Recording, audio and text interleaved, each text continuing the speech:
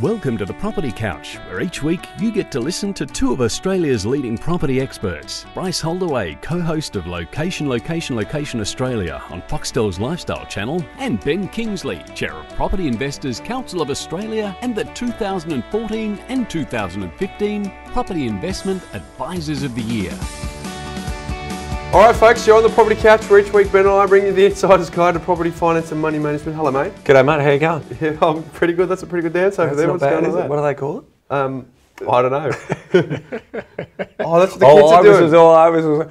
Yeah, Harry comes in every morning and he does this little, mate, what is that? Yeah. We need to know what that's called. It's the modern version of the Macarena. Iris knows what it is, but she's not, the Stig knows, but she's not going to tell us. Yeah, so, hey, mate, we have a very special guest today. We do have a great guest today, looking at new technology and changing efficiencies in the property market. I love it, but we're both up and about. Team's won. Yeah, well, buy for me, so, that's pretty good. Oh, was it a buy for you? Yeah, okay. Yeah, that's all right. We've got Carlton this week, mate. You can see. We've got Carlton this week, so hopefully that's another that's W. just lay down there, 77 points at half time. No, I don't like to get ahead of myself. Just, always. Who are you trying to But I will tip Collingwood this week. Yeah, I'll tip Collingwood this week. So, Ben, we've got this really awesome opportunity for our listeners because we, as you know, you were there, you were part of it. You, me and the Stig.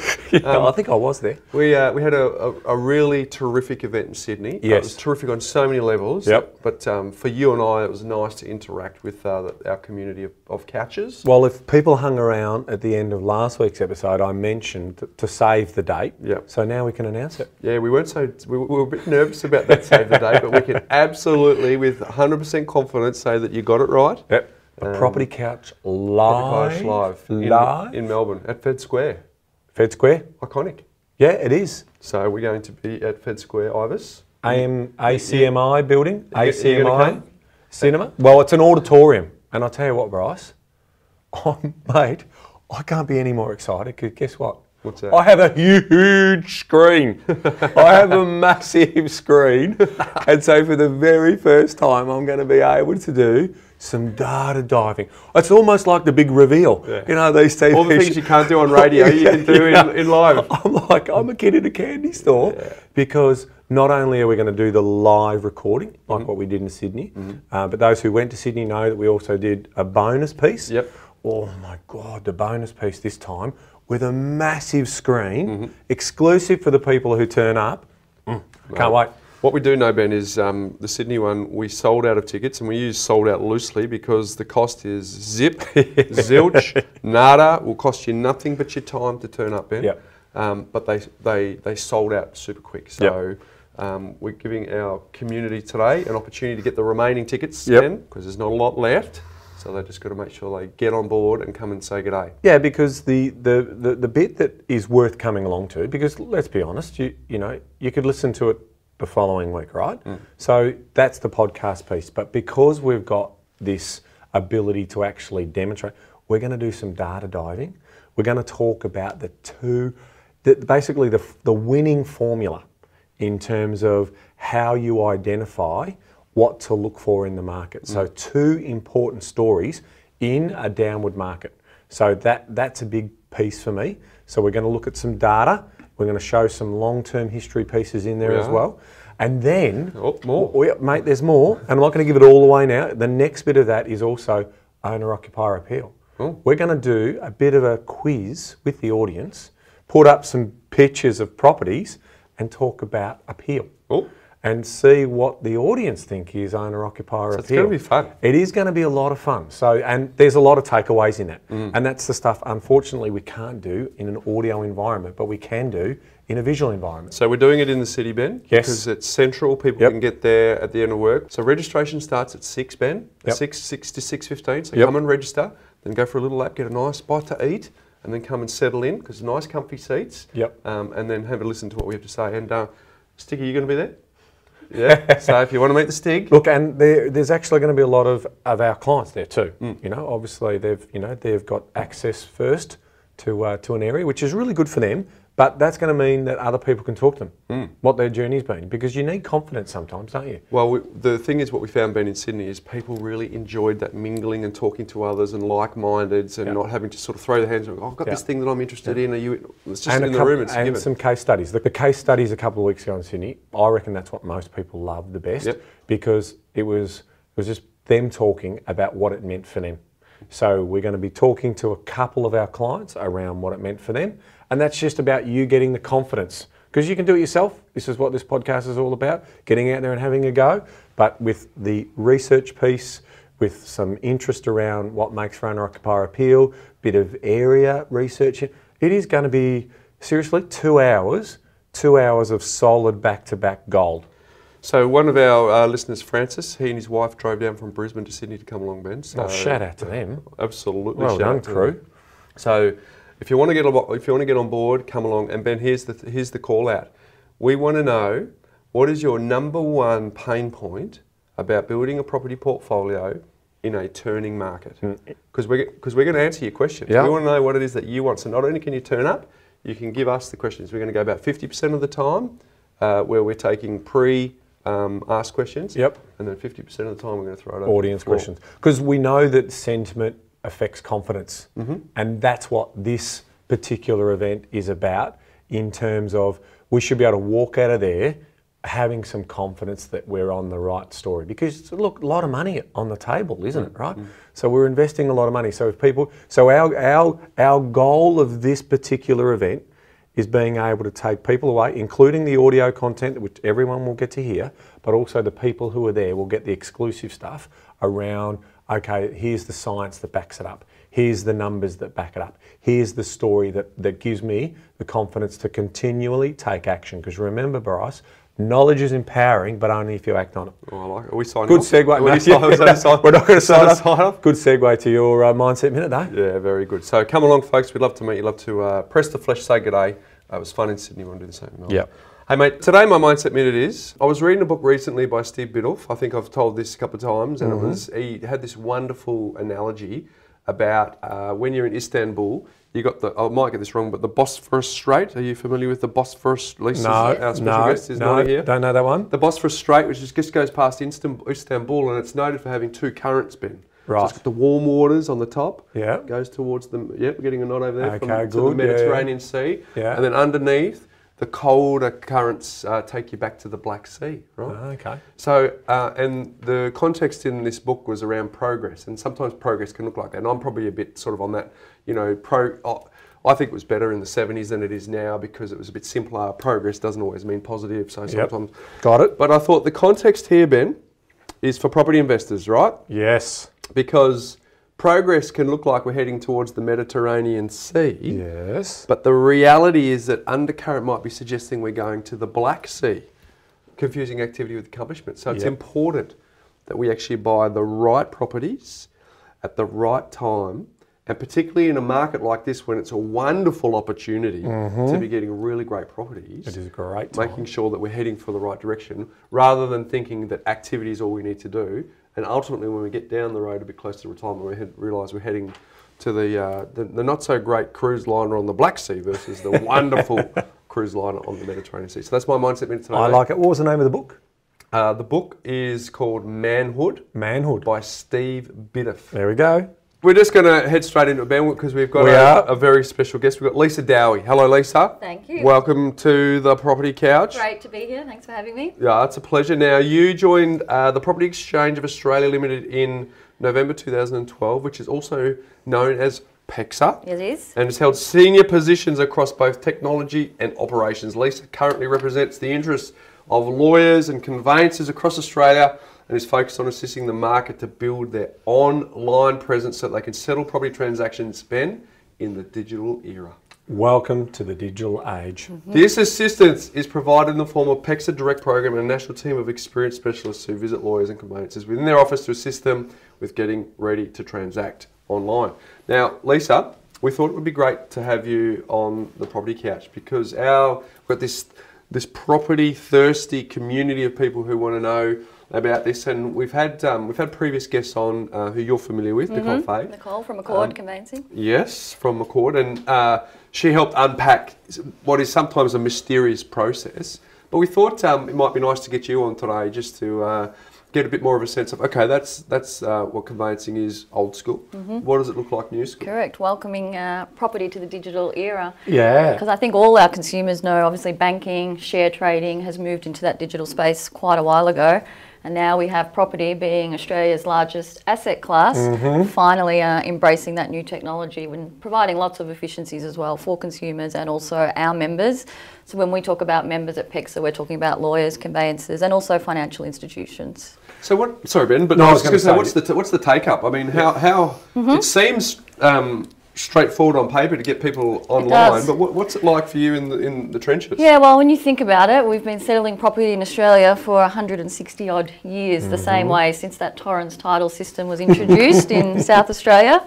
So getting a whole industry to change is obviously, it's a monumental effort, and it does require all parties in the industry to make the change. And it's a network effect, right? Traditionally, you have 4 parties involved with the transfer of property, being 2 banks and a lawyer representing both the incoming and outgoing representatives. Vendor and the buyer. Correct. So to get that sort of network effect happening takes a lot of time. So, but in our eyes, really, we're quite impressed with the uptake results, given it's the type of change that we're delivering. So we've got 145 financial institutions who are members of PEXA, and obviously they were our first adopters. We sort of started with the banks and how they do their refinances and discharging of mortgages. And then it's only really about 3 years ago that we started working with lawyers and conveyancers, and we've now got 6,300 firms across Australia registered. Wow. And 4,300 odd of those are completing transfers on a regular basis. So for us, the uptake has actually been quite good, and we're actually exceeding targets of where we thought we would be at this point in time. But that doesn't mean it hasn't come with a lot of effort and a lot of help. We do provide a lot of support services to make that transition a little bit easier. And so let's go back to the beginning. Who drove this idea to move everything to the digital platform? We were talking before we started around what happens in the UK. And you can basically buy a property today and settle on that property tomorrow. Yes. All in the digital age. Yeah. And if you think about the age of some of those titles and the different titles that would have gone through the centuries. And the complexity. And the complexity over there. And they've been doing this for roughly a decade or longer, is it? Approximately. Slightly different model, but yeah, they have been doing it for a little while. So here we are with basically, instant transfer of money. We're pretty good. Some of the, some other advanced countries also have some complexity around their titles, but they can get it done quickly. Yes. And yet it takes us around 30 days to buy and transfer a property. So who drove that first conversation to get the lenders together to try and build this story? Interestingly, it was a COAG initiative item from 2008. It's one of Kevin Rudd's initiatives. And interestingly, it's the only one that actually has been successfully implemented. Only one of Kevin Rudd's initiatives? Well, from that particular COAG initiative. Because COAG stands for Commonwealth Council of Australian Governments. Very good. And they got together and realised that there was some really cost efficiencies that could be gained for the Australian economy if we were to have a national e-conveyancing platform. So that was where the initiative, originally started. Obviously, it took a few years from there to be turned into a business like PEXA. Back then, we were known as NECTL, which was National E-Conveyancing Limited. Okay, yeah. And then, so that's what all got together. And then it was really about getting the financial institution involved. So they were part of our founding shareholders, the 4 major banks. So government-led initially. Government-led, yes. And then the founding shareholders, the big 4. Correct. Yep. And then also 4 state governments also chipped into the initial shareholding as well. So Queensland, New South Wales, Victoria and WA.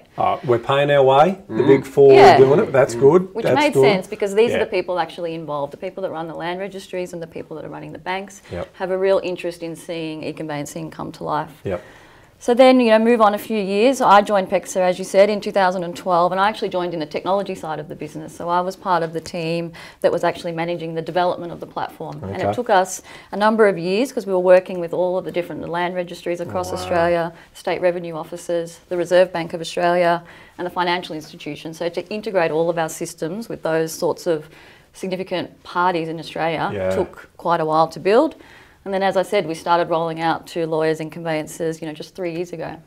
Should the listener be surprised that it was government-led in the first place, or is it a natural flow? I think to me it feels like a natural flow. I think, and given that they could see that there was real economies to be saved for the nation, that I think it made sense that the government came up with. More stamp duty? Yeah, potentially. True. But I mean, did they do some modelling? Do you know of any modelling around the efficiency gains and the savings? I don't know if they did, but we have definitely done quite a bit. We've had a few independent reports. Firstly, on the number of failed settlements in paper. So you guys, I know, have probably talked about this, and I've heard you on your previous podcast talking about it. The study that we saw said that about 25% of paper settlements were delayed, which is a big number, a big cost, and actually an impact on the buyers and sellers. With the number one reason no one can find the title. Correct. Because it's sitting in some bank vault or some... Or even more concerning, a simple spelling error on a name, or somebody signed in the wrong spot, or a mismatch on figures when you turn up for settlement. Some simple things that could really be eradicated with the digitisation. We've recently been trying to get all of our transactions done via electronic signatures. So it's something that we've been embracing, but it's not without its limitations. It's only as strong as the weakest link. Yeah, and it also, some of these things take legislation changes. I mean, PEXA had to go about changing legislation in every state to actually enable you to be able to settle electronically. So, you know, all those things take time, and I think wet signatures on mortgages is in a similar position in different states. There are legislations that require changes too. What's the mission? Because the numbers you rattled off before, they were impressive numbers. You got a few people on board, but what sort of, is that a drop in the ocean? Have you got a long way to go? I mean, and I'm sure you're really proud of the achievements you make. Not to belittle that, but no, not at all. Is it a big? We're still on the journey, that's for sure. So I mean, our mandate and our vision is 100% digital property transactions. That's without a doubt. Why? Well, I'll get to the buy. So if you look at where we're currently at today, so about 95% of all refinances are currently completed electronically. So that was sort of our first major sort of product, if you like, transaction that we were targeting. The next one is obviously transfers, which is where practitioners come into play. And we believe that's currently sitting at about 25%. So obviously we want to drive that. And then there's sort of a raft of sort of exotic instruments and documents that land registries do that you don't come across very often, but we actually want to get all of those so it's 100% for all states. So I'm trying to work through the numbers in my head. So I've got a rough number of around 500,000 transactions a year in terms of purchases of residential property. Is this also covering commercial as well? Yes. Okay, so all types of property transfer. All type. Okay, so we're now at probably 650,000. Yeah, it's and about then 25%. And then refis. Yeah. Obviously, in terms of refinances, who knows? I mean, that could be up and down depending on the amount of people who are trying to refinance from lender to lender. So how many transactions have you done so far, Lisa? Yeah, so interestingly, we have just surpassed 1 million transactions on the platform, which is pretty significant and gives you people a feel for the scale and the reliability of the platform. Last month alone, to give you a bit of context, was 100,000 transactions in the month of May for the first time ever. So the momentum every month is getting bigger and bigger. Every week is more and more. And, you know, that really is a testament to the lawyers and conveyancers who have started to getting on and adopting PEXA. Have the adopters, has the growth been exponential? Is it like easier and easier now that you've got more, you can say 1 million transactions? Because it is a network effect. So as that sort of pool of practitioners, lawyers and conveyancers that are using the platform gets wider and wider, the more transactions you can actually find. The scope keeps widening, so it does become, and I think that 25% is getting pretty close to that tipping point.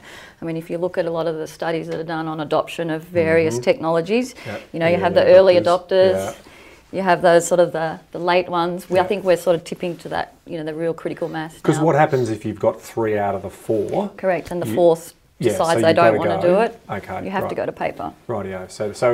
So the efficiencies that you're getting, you can still get some efficiencies. Yeah. But not all of that efficiency that we're looking for. It is one of the challenges, because lawyers and conveyancers really won't sort of see the full benefits until they get to that 100%, which is why you may be aware that some of the states have actually set out roadmaps for their... mandating it. Correct. So they'll actually stop accepting paper at certain points in time because they realise that dragging it out sort of prohibits the industry from realising the benefits. Yeah, great. So, we talked about buy. What's the goal date then for it to be 100%? Well, if you look at some of the timelines, I guess the furthest dated timeline we're looking at is around 2020, I would say, for 100% digital. That's a pretty it's not that far. quick adoption, No, which is really good. Not that far at all. So, I mean, in terms of I get efficiencies now, I mean, one of the other things that came out of COAG was setting up these ideas of national licensing across different industries. They talked about plumbing, they talked about electrical, so if you've had a license as a plumber, you could move between states and you wouldn't have to get... And the other one was real estate.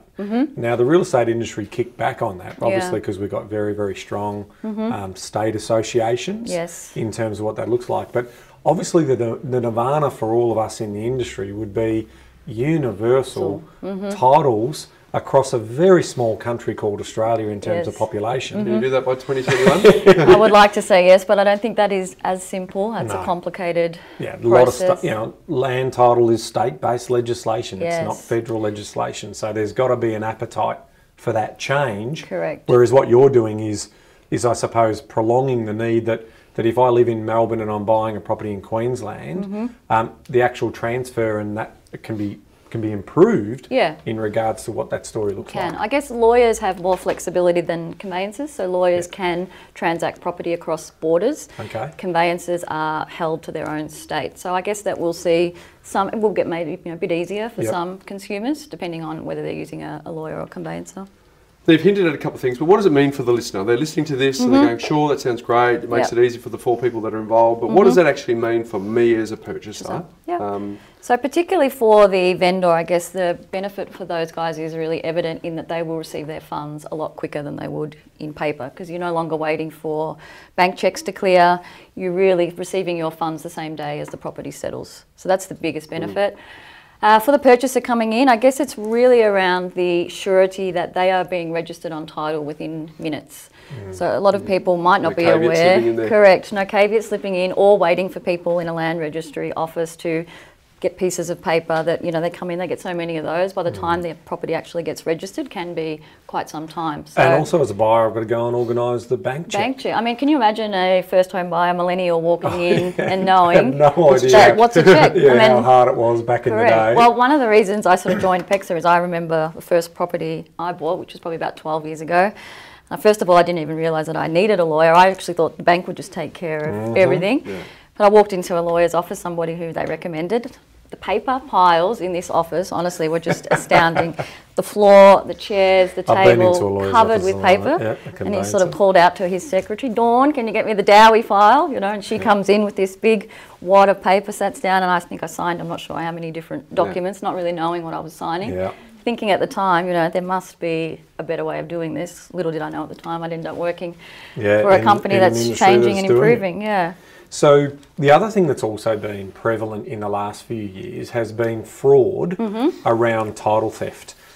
We saw some examples of that in Western Australia a couple of years back where people who were maybe working in the mines, I think one of the story was, and this property had been observed as being vacant, and this potential scammer came and sold their property from under them. How does this also improve that? It definitely does, and the good thing is to say that since e-conveyancing started, there have been 0 cases of fraud, and we know in paper that it costs a hell of a lot. Martin Hoffman from the New South Wales government recently presented, and he was talking about the amount of dollars that they have had to pay out in regards to both errors made in paper. I think that number for errors was 2.1 million. Wow. And 7.3 million for fraud cases, and that's just in New South Wales alone. So PEXA does, you have to go through such stringent verification of identity processes to assure that the person you're representing in that sale is who they say they are, and that the person selling does have the full authority to be able to transact that property. So it does eliminate that room for error and for fraud. So, I mean, it's all sounding really positive. Why would you have anyone resist your approaches? Well, I think most of it comes down to your appetite for change. And I think the technology really is just the tip of the iceberg. At the end of the day, it comes down to people, and that's pretty much what I love about my job, is getting out there and dealing with different people who all have a different way of adopting change. Everybody goes through almost this very similar process. You know, the first part of it is almost denial, you know, it's not broke, don't fix it, is a common one. How much is it going to cost me? Which we know is the death of innovation. What's disruption? Yeah, exactly. Correct. And then they start to go through sort of the contemplation. I know I need to do this, but I don't really want to do it. Then they start to go through the questioning phase around, well, how do I actually go about it? Then we see them move into action where they're prepared to start dipping their toe in the water, and that's where we have a team of people that support them through that process. And then eventually that's when they really just need to hang on and stick with it, because it's very easy for people to want to lapse back to what they know doing so well. Yep. And then finally we do see, which is really promising, is the pride that people have when they actually do fully adopt it and they can start to see the efficiencies. And we really see some great stories of people, you know, sharing what they've been able to do on PEXA. We had one of our clients from Denton, so I'm sure they won't mind me mentioning, took their laptop to base camp in Everest because they wanted to open a PEXA workspace while they were there, and they took a photo of it to really promote to a lot of the other firms out there. Sherpa up the top. But to really promote, you know, the flexibility that PEXA provides, and also what it's like to be a leading firm who is sort of, you know, adopting PEXA quickly. Well, for our own experience, Ben, for the listeners, we've where we can get electronic signatures done, it means that we can turn a contract around in a matter of, like, literally seconds, right? It can be done in under a minute, versus someone who had to get the contract. And for us, you know, they may be at work, so they've got to get to the end of the day. They've got to go home and sign it. Maybe a partner needs to be near office work, sign it, get together, then go back and scan it and send it back to us. That's just, that's during an anxiety time. That's just only fuels the anxiety. Correct. Whereas now that digital process has been just amazing for everyone. Yeah, right? it is. So clearly there's benefits for you guys. I mean, is there competition? It's probably the word you don't want to hear, but no, I think... Are you the Google? No one else goes anywhere else? I'm not sure. We have always thought that there would be a competitor enter the market at some point, and I think the fact that they've entered now is probably a testament to how successful we've been, because people can now see that there's a real opportunity here. Yeah. And ultimately we're confident in our product, our services, and particularly the relationships and the trust that we've built over the last few years with our members. We think will stand its stead, and, you know, competitors are welcome to have a go. So I want to get onto the client side. So I've just, let's try and sort of bring it back into their world again. So here we are. I've just bought a property, and I'm going to speak with a conveyancer or a lawyer who's a member of PEXA. Well, that's an important question they should ask, I think, straight off the bat. I know when you've had Nicole on before, she's been talking about the questions to ask your conveyancers. I would add to that list, are you PEXA enabled and ready to transact on PEXA? So once I know that and they say, yes, I am, what am I going to get? Because, you know, in terms of, in different states, I get different, you know, I've bought properties in most states, and in those documents, I've got different sort of things that I need to sign, wet signatures in a lot of places. What are they going to do? They're going to identify me? Yeah, there's two key aspects. One is the verification of identity, yes, which they can do there in their office, depending on the firm, or they might send you to an Australia Post or another accredited provider who can do that for them. Yep. And the second is a client authority form. So that's where the practitioner will ask the buyer or seller to sign that form, which gives the lawyer or conveyancer the authority to actually electronically sign in PEXA. So you're not actually having that physical signature on a transfer any longer. Great. The lawyer or conveyancer has that authority to do a digital signature. So that's the two sort of key documents. DocuSign, digital signature. So once I've done that, is there any other part of the process that I'm going to have to sign further? No. So now I'm just going to be validating basically disbursements. Correct. Now that comes later, obviously, once all the calculations are done, once we've finalised the date and the interest to be deducted as a percentage of the overall month, all those funny things that go on behind the scenes that we don't know about. And so do I get an email? How does it work? There's a couple of options. So we do, good that you ask, have actually an app that we've developed called Settle Me. Yeah. So, and I've used this myself. I recently had one of my own properties settle on PEXA, so I've got to experience it firsthand, which was good. Good excuse to buy a property. Everyone download the app and go off and buy a property. Yeah, so because a lot of people don't have visibility of what's happening during that transaction. So we've created an app that lawyers and conveyancers can put in the hands of their clients, so that they can see in the lead up to settlement. It's got a few sort of handy checklist items in there as well, the things that you should be doing before you're getting ready to We'll have to put that in the show notes. Yeah, definitely. But then on the day of settlement, it starts to give them a countdown as to settlement is getting close, and then lets them know that settlement has actually occurred, so your property has settled. Great. So which is really good visibility. So do you pick, do you see the list of all of the people, or when do you get a chance to download that app? You can download it straight away? It whenever you like, and there's instructions on there which are very simple around you've found your conveyancer, such as Nicole, you can go off and find a cord bang. Correct. There it is, and then... And really it's just using your name and date of birth are sort of the two categories that you need to then be able to link up with your settlement that's in PEXA. Good. So that's I was going to say, that's the connection point that makes you live inside the app in a way. Right. And then that brings all that data across from the database in terms of when the settlement's taking place and the way and you get a step-by-step stage. Yeah, you get to see at a high level. It's not too detailed because obviously people don't need to know milestones, all the... Yeah, correct. The other side's ready. Yep. What about the time that it's been booked in for settlement? Yeah, it tells you the time, date and time. Good.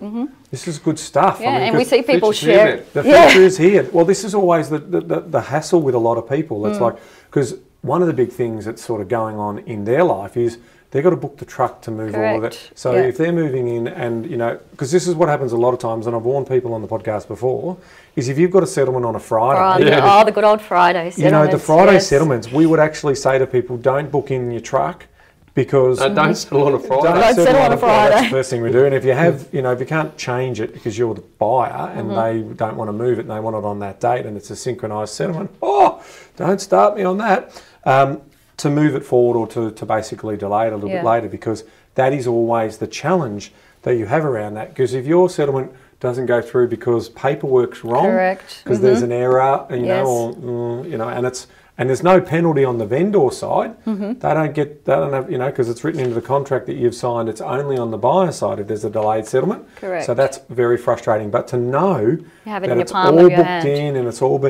I think that's... And we see even the millennials, then you have the ability to share from the app as well. So they often share on Facebook or what have you. And it has a photo of your property as well. It's got a little street view photo. Yeah, street view photo, because people want that connection. It's a big investment. So what's the name of the app again? Settle Me. Settle Me. If you Google Settle Me, it'll come up straight away, and I'm sure we can provide a link.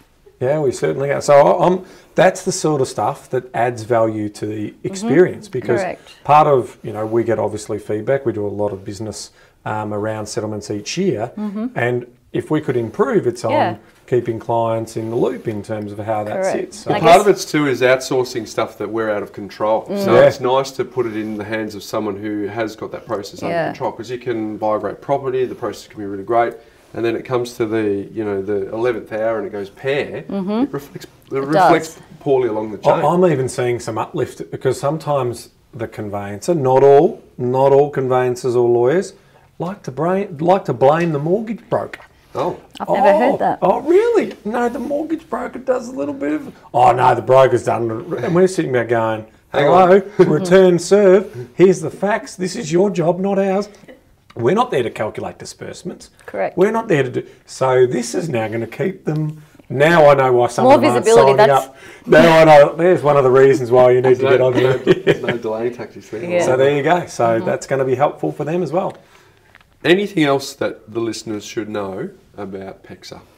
I think really the main one is around speaking to their lawyer or conveyancer about it, ensuring that they've got somebody representing their interest who is keeping up with the industry. The industry is moving quickly, technology is happening all around us. So I think if I was a buyer or seller, and which I was just recently, I wanted to ensure that I had a conveyancer representing me who was fully up to speed with PEXA, because we do have these dates coming in various states where they will stop accepting paper.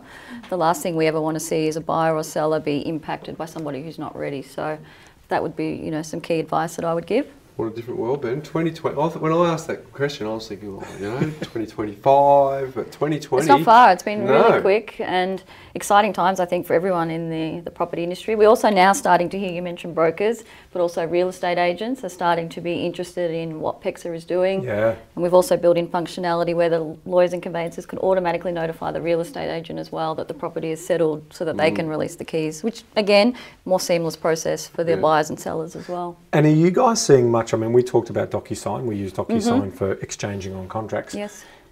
You obviously are using a digital signature as opposed to a wet signature. Yeah, ours is probably a slightly different technology to DocuSign. Okay. Ours is a Verizon digital certificate, Yep. which is around having a PIN that's unique for that particular user that they actually sign. So it's not like a wet signature as such. Yeah, okay. But none of that at all? Not like that. So it's all like technology based. You got a settlement number? I wouldn't call it a prison number. There's no signature on that front. You have a unique token just for you. Unique, sorry, that's what I meant, a unique token. Token, Correct. but it's an encrypted. It is encrypted, So, yes. so whether it shows, Ben Kingsley as a, better than I could ever sign my own name Correct. on a DocuSign signature, the technology is it's encrypted and each side has a key. Correct. And obviously, once they connect, that's how it makes the connection. Exactly so right. no one else can have that. And that's why it makes it... You sound like you work for PEXA, Ben. Well, That's a good effort. well, we've got our client portal and, there's a lot of security around how we look after our clients. So in our situation, if someone ever tries to get into our database, it's encrypted. Yes. And if we've got one of the keys, they just get a lot of gobbledygook. Yeah. So it doesn't obviously unpack all of those letters and numbers into the actual details of the client. So same principle applies. Stuff. Yeah. I do too, actually. Him when I first met him, but he loves it. And it's an important sort of element to PEXA because I know a lot of listeners might be thinking about the concerns around digital transactions happening. And I think people should have some comfort around the fact that PEXA is integrated with the major banks across Australia, the Reserve Bank of Australia, land registries and state revenue offices. You can't integrate with those guys unless you have really sophisticated security. And we've invested a lot of money into ensuring that we've got multiple levels of defence with our platform. So that's also important, I think, that your listeners have that comfort level around. Well, what I want to see is an acceptance then of the DocuSign for the contract. Like this is going to help fast track us into this digital age because the reality is businesses like Facebook know more about us and our identity than we like to really understand. Yes. And yet we still have to go into a bank and show a piece of paper and 100 points of identification and do a wet signature, which is totally 1990s. Archaic, and it's not going to work in the digital age. Not so much longer. This is going to help us in terms of building some, because we go back to what it means for us. It's productivity. Yeah. Like I don't want to have to go down to the bank and get a bank check for $151,238, and then another bank check. Oh, on that bank check, sir, that's $15. $15. Yeah. If you'd have printed on a dot matrix printer, It's not even laser. it's not even laser. And then go over to the other one because you need to do press hard 3 copies. It annoys madness, me. isn't it? I just hate. I hate environments where there's no productivity or no answer. Oh, it gets me going. Well, that's terrific. I think I've got one final question. Yes. Are you a for-profit association or a non-for-profit? We are a for-profit organisation. Okay, yes. so that then leads into the next question, which is we are hearing about land titles looking to be sold. Yes, have been already, yes. Privatisation. Privatisation of that. Is this part of that story? Are we seeing this as being a catalyst for more sales of our land titles? Well, I think as soon as one land registry sold, I think that was pretty much a catalyst for the others, and we're already seeing that in practice. And it was New South Wales. New South Wales first. Yeah. For how much? 2.6 billion, but don't quote me. No, something it's around that. It was a lot. So you know what that means for everyone in New South Wales, doesn't it? Land title registrations are going up, unfortunately. But you heard it first here on the Property Couch. So when you privatise things, it's only going to get more expensive for that to work. But you are for profit. I didn't know that. Correct. But PEXA does have a very firm policy on our pricing structure, and we do have regulations around how often we can increase our price, and it is in line with CPI, so it's nothing. Okay. So we do have a regulator also that adheres. They're called ARNEC, so they regulate everything that we do, and that ensures that we're never going to do anything like that. Price is what you pay, value is what you get. People aren't going to be concerned if you guys are a profit-making entity if they're getting good service and they're getting good value. So it's just interesting to see, as you said. Correct. And Nicole talked about that as well on her podcast with you. I know she mentioned around the value and conveyances, and there are a lot of different types out there, and you're right what you say. Yeah, definitely. You pay peanuts, you get monkeys. When it comes, we always know that a settlement's going to go well if we know who they're dealing with from a legal perspective. Correct. Because when we get some of those monkeys, it's very hard for us to be able to get the settlement done properly because we're holding their hand more than they're holding ours. And that remains true in the digital era as well. It's an important misconception that people think that sort of PEXA takes over from doing the conveyancing work. That is not the case at all. We're merely providing a platform for the settlement part to happen. Conveyancer and lawyer still needs to do their job exactly the same way. It's still as strong as the weakest link. Correct. Yep. And for profits, for the record, we don't get any money for this. It's all just. There's never cash for comment on this cash podcast. For comment. It's all education first, and we're really pleased that you've been able to share what's going on in terms of some innovation in this space. Well, we should be full disclosure, Ben, that you guys did reach out to us, and we very rarely have people on who do reach out to us, but we thought there was a good education piece that underpinned this. Good linkage. And because without that education piece, Ben, we're not interested in sharing the information to our community. So good for our listeners to know. Hey, life hack. Life hack. Oh, yes. Can I have two? You can have as many as you like. One's more personal, one's more professional. Put it this way, if you give us two, that's two more than Ben's ever given us. I'll start with the professional one. So that is never make decisions in the afternoon or evening.